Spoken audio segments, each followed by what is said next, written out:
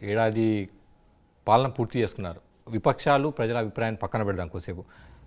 పొన్నం ప్రభాకర్గా అంటే తెలంగాణ ఉద్యమకారుడిగా తెలంగాణ రాష్ట్రం కోసం ప్రయత్నం చేసిన వాళ్ళుగా, పోరాటం చేసిన వాళ్ళుగా ఈ ఏడాది పాలన సంతృప్తికరంగా మీకుందా?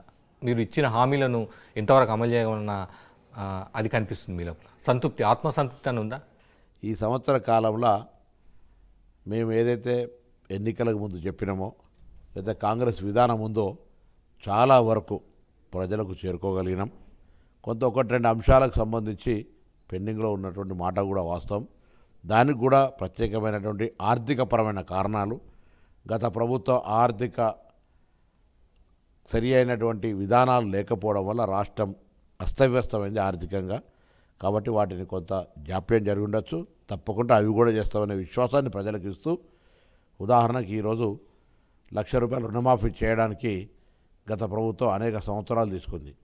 మేము మొదటి సంవత్సరంలోనే కుటుంబానికి ₹2,00,000 చొప్పున రేషన్ కార్డు ఉన్నటువంటి వాళ్ళందరికీ ఎప్పుడో పేమెంట్ అయిపోయింది.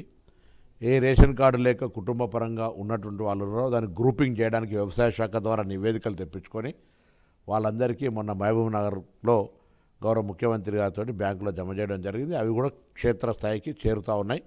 సో ఇప్పుడు కూడా మరొకసారి రాష్ట్రంలో ఎక్కడైనా ఒక కుటుంబానికి ₹2,00,000 లోపల రుణం ఉండి రాకపోయినట్టయితే సంబంధిత అధికారికి కానీ ప్రజాప్రతినిధి కానీ మీరు చెప్పచ్చు. ఈ ప్రభుత్వం ధైర్యంగా ₹2,00,000 లోపు ఉన్న రుణాలను కుటుంబానికి మేము ఇవ్వడం జరిగింది. కానీ క్షేత్రస్థాయిలో 2,00,000 పై ఉన్నటువంటి వాళ్ళు కొంత ఆందోళనతో ఉన్న విషయాన్ని కూడా మా ప్రభుత్వం గమనించింది. మా ముఖ్యమంత్రి గారు ఆ 2,00,000 పై ఉన్నటువంటి వాళ్ళ రుణాలకు సంబంధించి వాస్తవంగా ఎన్నికల వాగ్దానం 2,00,000 లోపే, కానీ 2,00,000 పై ఉన్నటువంటి వాళ్ళ ఆందోళనను కూడా గమనించి ఆ పై ఉన్నటువంటి అమౌంట్ను బ్యాంకులో చెల్లింపజేసి వాళ్ళకు కూడా ఫేజ్డ్ మేనర్లో వీలైనంత ఆర్థిక వెసులుబాటు బట్టి పేమెంట్ చేయాలనే నిర్ణయాన్ని కూడా తీసుకోవడం జరిగింది. కాబట్టి రైతులు ఎక్కడ కూడా కొంత ప్రతిపక్షాలు దీన్ని దుష్ప్రచారం చేసే ప్రయత్నం చేస్తూ ఉన్నారు. ఎవరు చేస్తూ ఉన్నారు? కేంద్రము 3 నల్ల చట్టాలు రైతులకు ఉరేసే చట్టం చేస్తే మద్దతు ఇచ్చిన అది మాట్లాడడం వాళ్ళు ఈరోజు దుష్ప్రచారం చేస్తున్నారు. దాన్ని అరికట్టాలని చెప్తున్నా. అందుకే రైతులను మా బాధ్యత, రైతు సంక్షేమం మా యొక్క బాధ్యత. మీరు ఎన్నికల ప్రచారం చెప్పినట్టుగా 2,00,000 మాత్రమే, కానీ మేము ఉదారంగా అంటే మీరు రైతులకు సానుకూలంగా ఉండాలని 2,00,000 పైన కూడా కడితే రుణమాఫీ చేస్తామని చేసే ప్రయత్నాలు ఉన్నామని చెప్తున్నారు. కానీ ఎన్నికల సమయంలో, ఎన్నికల ప్రచారంలో కాంగ్రెస్ మేనిఫెస్టోలో ఎక్కడ కూడా కాంగ్రెస్ పార్టీ ఒక కుటుంబానికి మాత్రమే 2,00,000 రుణమాఫీ చేస్తామని ఎక్కడైనా రాసిందా, పెట్టిందా? ఎన్నికల ప్రచారంలో ప్రతి రైతుకు 2,00,000 మాఫీ చేస్తామని పెట్టినాం ఎక్కడన్నా? మీరు వెన్ యూఆర్ ఆస్కింగ్ టెక్నికల్, నేను కూడా టెక్నికల్గా సార్, నో ప్రాబ్లం, టెక్నికల్గానే మాట్లాడదాం. మీరేం నో ఇష్యూ. మేము రైతుకు రుణమాఫీ 2,00,000 చేస్తామన్నాం.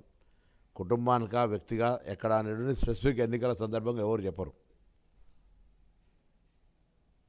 కానీ ₹5,00,000 రుణమాఫీ చేస్తాను 5 సంవత్సరాలు చేయను అని అడగలేక